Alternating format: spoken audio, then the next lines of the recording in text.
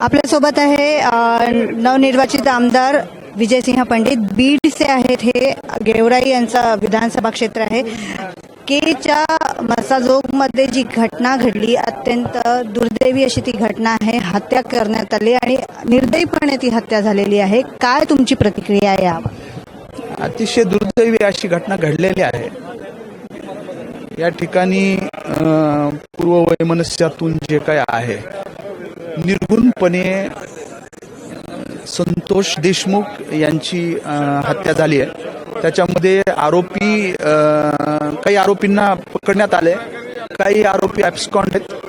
त्यांना लवकरात लवकर पोलीस प्रशासन जे काय आहे त्यांना शोधून पकडून आणेल.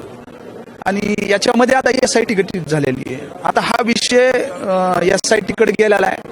आमची मागणी ती होती आणि अजूनही असेल की फास्ट ट्रॅक कोर्टामध्ये याचं न्याय निवाडा झाला पाहिजे. लवकरात लवकर आरोपींना जे काही आहे शिक्षा ही झाली पाहिजे, एवढाच विषय.